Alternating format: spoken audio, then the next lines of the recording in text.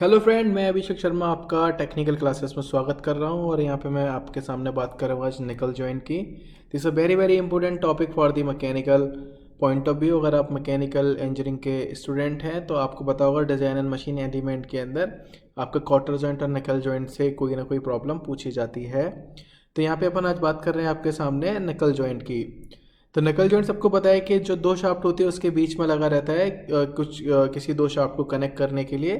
तो इसमें जो एक प्रॉपर जो पार्ट होते हैं उसके अंदर के जहाँ पे आपकी स्ट्रेस डिस्ट्रीब्यूशन हो रहा होता है, like the crushing stress, shear stress या फिर आपके टेंसाइल परमिसेबल स्ट्रेस, तो वो किस तरीके से डिस्ट्रीब्यूशन होता है, लाइक कौन कौन से पार्ट कितने साइज के होते हैं, like the design point of view, तो वो हम इस वीडियो के अंदर जानेंगे। दिस है बेसिक इंट्रोडक्शन वीडियो। इसके बाद एक और वीडियो होगी जिसके अंदर अपन इसका प्रॉपर जो फॉर्मूला वाला डिज़ाइन है वो देखेंगे, पर इस वीडियो के अंदर अपन को डायग्राम समझ में आना बहुत ज़रूरी है। अगर आप वो डायग्राम समझ लेंगे तो आप डिज़ाइन वाले पार्ट को बहुत अच्छे तरीके से समझ सकते हैं।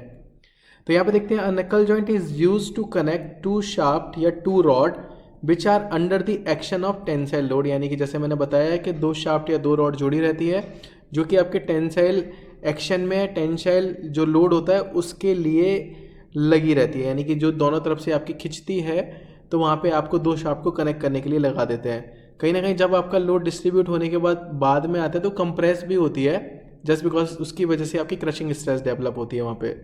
However if the joint is guided the rod में be support a compressive load, जो मैंने आपको बताया। अ नकल जॉइंट में be radially disconnected for adjustment or repair.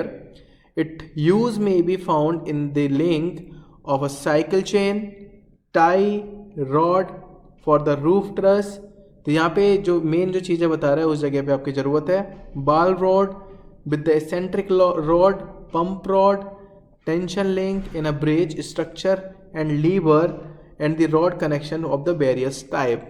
तो यहाँ पे इन्होंने बहुत सारी चीज़ें बताई कि हम जो नकल जॉइंट है इन जगह पे यूज़ कर सकते हैं, जैसे साइकिल चेन हो गई, टाई रॉड हो गई, या फिर रूप ट्रसेस हो गए, या फिर इसेंट्रिक रॉड्स हो गई, या फिर आपके ब्रिज स्ट्रक्चर्स हो गए। तो वहाँ पे अपन नकल जॉइंट्स को कुछ दो रॉड्स को जोड़ने के लिए अपन यूज़ करते हैं। तो पर्टिकुलरली यहाँ पे जो आपको डायग्राम दिख रहा है, this is very very important diagram. Exam में कभी कभी सिर्फ ये डायग्राम ही पूछ लिया जाता है और पूछता है कि इसके बारे में आप डिज़ाइन प्रोसीडर लिख दो।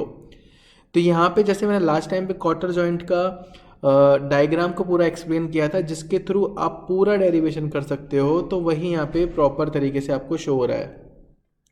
सबसे पहले मैं कुछ आपको चीज़ नोटिस कराने की कोशिश करूँगा, जिससे कि क्या है कि आपको ये पूरा क्वेश्चन समझ में आ जाएगा।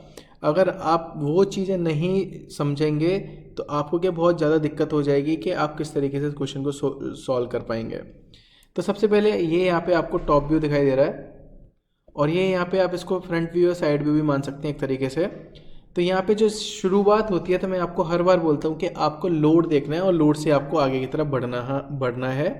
तो यहाँ पे जब मैं जैसे जैसे यहाँ से बढ़ता हूँ, आपको मैं हाईलाइट करके दिखाता हूँ कि लेट्स सपोज है ये यहाँ पे मेरी जो ये शाफ्ट वाला पार्ट है, ये शाफ्ट लगी हुई है, इस वाले पार्ट से मैं ऊपर की तरफ बढ़ रहा हूँ यहाँ पे। तो आप देखेंगे यहाँ पे पर्टिकुलरली जो डायग्राम शो हो रहा है आपके सामने, तो पर्टिकुलरली यहाँ पे आपके दो जंप आए हैं। दो जंप कैसे, like the first jump and second jump. तो उस जंप के लिए क्या है कि इन्होंने यहाँ पे डायग्राम वेरिएशन दिया है। डायग्राम वेरिएशन का मतलब कि जैसे जैसे मैं उस पर्टिकुलर पार्ट की तरफ बढ़ूंगा तो जहाँ पे वेरिएशन होंगे वहाँ पे डायग्राम चेंज होगा। डायग्राम चेंज होगा तो वहाँ पे उसका डायमीटर चेंज होगा। तो डायमीटर कितना चेंज हो रहा है वो मुझे आपको डिज़ाइन में पता होना चाहिए। तो सबसे पहले यहाँ पे जो नोटिस मैंने करने के लिए बोला आपको, आप ध्यान से देखिएगा कि जो बेसिक डेफिनेशंस दे रखी है, जैसे यहाँ पे देखेंगे दिस इज सिंगल आई और रॉड एंड, यानी कि ये जो पार्ट दे रखा है ये यहाँ पे आपको बता रहा है कि जैसे वहाँ पे स्पाइगॉट होता था, तो यहाँ पे एक आपका सिंगल पार्ट लगा हुआ है अंदर। ये पार्ट इस तरीके से यहाँ से आ रहा है निकल के बाहर, ये वाला पार्ट, ये इसका आप एक पार्ट मान सकते हैं। दूसरा पार्ट आप जो मैंने भी इसको आपको जंप करके बताया, this is our second part. और जो बीच में आप देख रहे हैं कि जो नकल पिन लगी हुई है, ये नकल पिन यहाँ पे आ गई, ये एक स्प्लिट पिन लगी हुई है। तो दिस बेसिक डेफिनेशन यहाँ पे आपको समझ में आना चाहिए। तो यहाँ पे जो सबसे पहली जो आपकी कंडीशन है वो अपन देखते हैं यहाँ पे ये क्या है। तो सबसे पहले मैं टॉप व्यू में आ जाता हूँ। टॉप व्यू में अपन क्या करेंगे, जो आपका मिडिल वाला पार्ट है उसको कंसिडर करने की कोशिश करेंगे। जैसे आप देख रहे हैं यहाँ पे सेंटर हेड जो आपको दिखाई दे रहा है, जो कि उसकी पिन है, क्या है आपकी पिन, उसका पिन का डायमीटर उसने D1 शो कर रखा है। क्या शो कर रखा है उसने, पिन का डायमीटर D1। फिर आप देखेंगे जो उसका आउटर डायमीटर है, यानी कि जो बाहर वाला डायमीटर है ये, उस डायमीटर को उसने D2 से रिप्रेजेंट कर रखा है, और जो इनर डायमीटर है पिन के अंदर वाला, उसने उसको D3 से रिप्रेजेंट कर रखा है। अगर मैं यहाँ पे आपको शो करने की कोशिश करूँ तो ध्यान से देखेंगे कि जो D1 है वो सबसे छोटा वाला डायमीटर है, फिर उसके बाद जो सबसे बड़ा है वो D2 है, और जो सबसे यानी बीच का डायमीटर है वो D3 डायमीटर दिया है। तो यहाँ पे आप जब अपन डेरिवेशन में आएंगे तो यहाँ पे आप डायरेक्टली जो उसकी वैल्यूज़ है वो आप यहाँ देखेंगे कि जो D1 होता है वो D के बराबर होता है, जो कि शाफ्ट डायमीटर है, यानी जो पिन का डायमीटर है जो ऊपर दे रखा है वो D1 के बराबर है। फिर जो सबसे बड़ा डायमीटर है वो 2D के बराबर होता है, और जो अंदर का छोटा वाला डायमीटर था D3 वो 1.5D के बराबर होता है। तो यहाँ पे आपको ये चीज़ पता पड़ गई कि दिस इज डिपेंड ऑल्स इस D के ऊपर, कि अगर मैं D1 की बात करूँ तो वो D के बराबर हो गई, D2 की बात करूँ तो वो 2D के बराबर हो गई, D3 की बात करूँगा तो 1.5D के बराबर हो जाएगी यहाँ पे इस केस के अंदर। फिर अगर मैं इसकी बात करूँ कि यहाँ पे दो एंड्स दे रखे हैं इसके पर्टिकुलरली, तो जो दो एंड्स हैं यानी कि जो सेंटर डिस्टेंस है प्राइमरी एंड की जो वैल्यू होती है वो 4.5D के बराबर होती है। कितनी होती है, 4.5D के बराबर होती है। और जो आपका सेकंड एंड होता है, यानी कि अगर मैं बोलूँ कि जो आपका रॉड एंड होता है या सिंगल आई एंड होता है, वो आपके 4D के बराबर होती है। तो अप्रॉक्सीमेटली अगर आप टोटल डिस्टेंस की बात करेंगे, टोटल लेंथ की बात करेंगे, तो वो आपकी 8.5D के बराबर हो जाती है अगर मैं टोटल देख लूँ तो यहाँ पे जो सबसे पहले प्राइमरी कंसर्न निकल के आता है वो होता है आपका D निकालने का। D मतलब डायमीटर, क्योंकि यहाँ पे जो टेंसाइल लोडिंग की वजह से होता था, यहाँ पे मुझे डायरेक्ट एरिया और सिग्मा मिलता है, यानी कि जो टेंसाइल परमिसिबल स्ट्रेस होती है। एरिया डायरेक्ट सिंपल ही है, तो π/4 D स्क्वायर की वैल्यू लगाता हूँ सिग्मा T के टर्म्स में, लोड मुझे पता होता है, तो यहाँ से मैं D को कंसिडर कर लेता हूँ। जैसे ही मैंने D को कंसिडर किया, मैं D1 निकाल सकता हूँ, D2 निकाल सकता हूँ, D3 निकाल सकता हूँ। और भी पर्टिकुलर चीज़ें हैं जो कि डिपेंड करती हैं, जैसे वहाँ पे A होता था, B होता था, C होता था, E होता था। यहाँ पे क्या है कि कुछ थिकनेसेस दे रखी हैं, तो आप पर्टिकुलरली देखेंगे कि जो सेंटर डिस्टेंस है this is the thick T, यानी कि अगर मैं इसकी बात करूँ कि जो कितना एरिया उसके अंदर अपन बीच में छोड़ रहे हैं वो है आपका T। अगर मैं इससे ऊपर बढ़ता हूँ और इसके नीचे जाता हूँ तो सिमिलर पार्ट मिलेगा आपको, जो कि सिमेट्रिकल पार्ट है, उसकी थिकनेस हो जाती है T1, और उससे ऊपर जाता हूँ तो उसकी थिकनेस हो जाती है T2। तो आप यहाँ पे नोटिस करने की कोशिश करेंगे कि सेंटर पार्ट से ऊपर जाऊँगा T1 और उसके ऊपर क्या होगा आपका T2, नीचे जाऊँगा तो T1 और उसके नीचे आऊँगा तो T2। तो आप यहाँ पे ध्यान से भी देख सकते हो कि जो T2 है उसकी वैल्यू सबसे कम है, क्योंकि जो पिन हेड है उसका जो गैप निकला हुआ है वो उसके बराबर है। कितना है, जो पिन हेड है वो निकला हुआ है उसके बराबर है। तो यहाँ पे मैं कुछ आपको ये चीज़ ध्यान दिलाने की कोशिश करता हूँ जिससे कि आपको ये चीज़ याद हो जाए कि सेंटर पार्ट इज T, उसके ऊपर T1 और उसके ऊपर T2। तो ये सेंटर पार्ट है वो सबसे बड़ा है, वो कितने बराबर है, 1.25D के बराबर है। जो उससे ऊपर पार्ट है वो 0.75D के बराबर है, और सबसे छोटा पार्ट कितना किसके बराबर है, 0.5D के बराबर है।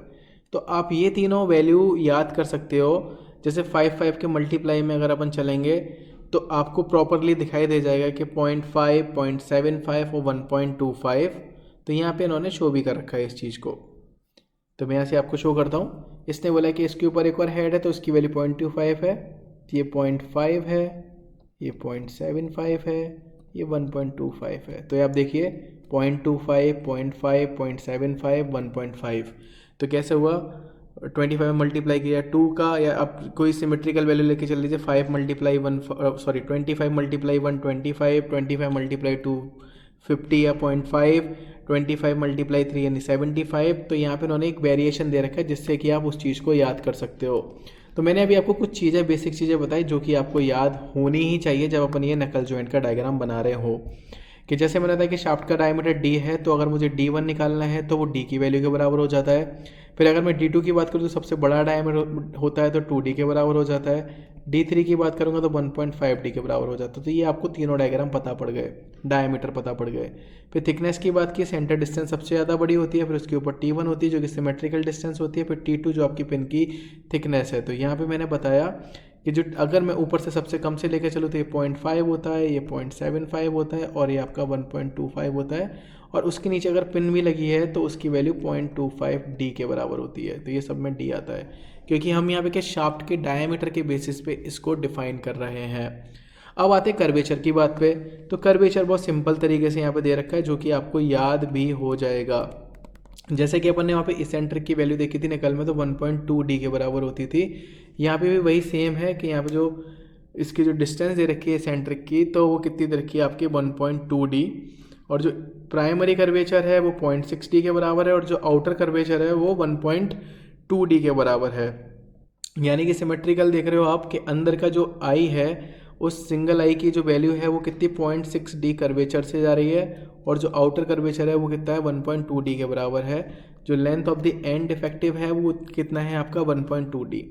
तो सिंपल डायग्राम है। अगर आप इस डायग्राम को अगर ध्यान से देखेंगे तो इसमें कुछ और चीज़ नहीं बचती, क्योंकि सारी चीज़ें मैंने कवर कर दी कि मैंने आपको p बता दिया, d की वैल्यू बता दी, 1.2d पता पड़ गया आपको, 0.6 कर्वेचर पता पड़ गया, आउटर कर्वेचर पता पड़ गया, t की वैल्यू पता पड़ गई, t1 t2 की वैल्यू पता पड़ गई। उसके बाद अगर मैं ऊपर वाले डायग्राम में देखूंगा तो d1 d2 d3 की वैल्यू मुझे पता पड़ गई, लेंथ मुझे पता पड़ गई। तो this is a basic diagram of the नकल जॉइंट। अगर आपको इतने चीज़ें पता है तो आप एग्जाम में इजीली इस डायग्राम को बना के और उसकी जो मतलब जो इसकी वैल्यूज़ हैं उसको लिख सकते हो, तो प्रॉपर मार्क्स मिलेंगे। अब आगे अपन देखेंगे स्ट्रेस के वेरिएशन पे डायमीटर कैसे आइडेंटिफाई करते हैं, वो सारी चीज़ें अपन नेक्स्ट वीडियो में देखेंगे। अगर आपको वीडियो अच्छी लगती है तो thank you for watching guys, thank you so much. आपने वीडियो देखी, अगर आपको अच्छी लगती है तो प्लीज़ सब्सक्राइब जरूर करना चैनल, क्योंकि आपको पता है कि आप वीडियोस देखते हैं पर सब्सक्राइब नहीं करते, क्योंकि हमारे लिए थोड़ा सा बेनिफिशियल ही होगा। जस्ट क्योंकि आप जो वीडियो देख रहे हो इससे फ्री ऑफ कॉस्ट, अगर आप कहीं ट्यूशन जाएंगे तो आपको पैसा पे करना पड़ेगा, तो आप थोड़ा सब्सक्राइब करेंगे तो हमें थोड़ा सा बूस्टअप मिलेगा। Thank you for watching guys, thank you so much.